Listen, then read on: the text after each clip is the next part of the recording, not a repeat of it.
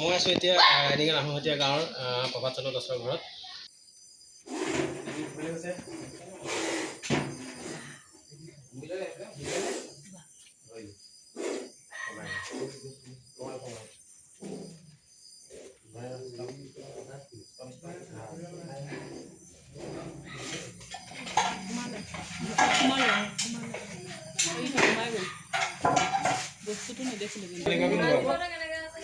এইটো যাব একদম লাভ খোৱা হয় ন লাভ খোৱা যাব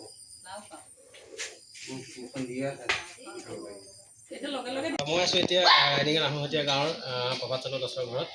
এটা ইতিমধ্যে মনোক্লেট ক'ৰ পৰা ইংৰাজীত কয় অসমীয়াত কয় আপোনাৰ চকৰি খেতি এটা চকৰিযুক্ত খেতি ইতিমধ্যে উদ্ধাৰ কৰা হৈছে। প্ৰকাণ্ডৰ চকৰি খেতি বাথৰুমৰ কাষত আছিলে আৰু মোক খবৰ দিলে মই ইমিডিয়েট আহি ইয়াক ৰেস্কিউ কৰিলোঁ। আৰু খবৰ দিয়াৰ কাৰণে ধন্যবাদ থাকিল প্ৰভাত চন্দ্ৰ দাসলৈ। যিহেতু সাপটো নামাৰিলে সাপ কেতিয়াও মাৰিব নালাগে। প্ৰকৃতিত এক বিশেষ ভূমিকা অৱলম্বন কৰে। আমাৰ প্ৰকৃতিৰ এঞ্জল বেঙেলী খাই চাফা কৰি থাকে। আৰু যদি কিবা কাৰণত আপোনালোকক সাপে দংশনো কৰে কেতিয়াও ভয় নকৰিব। ইমিডিয়েট আমি যিমান পাৰোঁ তিমান সোনকালে প্ৰায় আধা ঘণ্টামানৰ ভিতৰত যদি কোব্ৰাই আমাক বাইট কৰে তেতিয়াহ'লে আমি হস্পিটেল যাব লাগিব। তাৰ পৰিৱৰ্তে যদি আমি বেজ ওজা কবিৰাজ বা জৰা ফুকা বনদৰৱ এইবিলাকৰ ওচৰলৈ যাওঁ তেতিয়াও কিন্তু আমি বিষাক্ত সাপৰ দংশন আমি আৰোগ্য হ'ব নোৱাৰিম।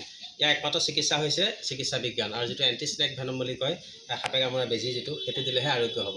বাকী যিবিলাক অবিষাক্ত সাপ আছে সেইবিলাকে কামুৰিলে কোনো কথা নাই, কিন্তু বিষাক্ত সাপে কামুৰিলে আমি চিকিৎসা বিজ্ঞানৰ ওচৰত যাবই লাগিব। আৰু ধন্যবাদ মোক খবৰ দিয়াৰ কাৰণে। সাপটো আমি সকলোৱে ৰেস্কিউ কৰিলোঁ। সকলোকে ধন্যবাদ। মই এতিয়া মানে প্ৰভাত চন্দ্ৰ দাসৰ ঘৰত আহিছিলোঁ। এডাল সাপ ৰেস্কিউ কৰি অইনটো কৰিছিলোঁ কোব্ৰা মনোক্লেট কোব্ৰা চকৰি খেতি। আৰু মই ৰেস্কিউ কৰিবলৈ অহাৰ কাৰণে মোক মৰমৰ চিনস্বৰূপে এই কেঁচু সাৰ টোপোলা দিছে। আৰু মই খেতি কৰি ভালেই পাওঁ, সৰুৰ পৰা খেতিবিলাক কৰি থওঁ বাৰীতে।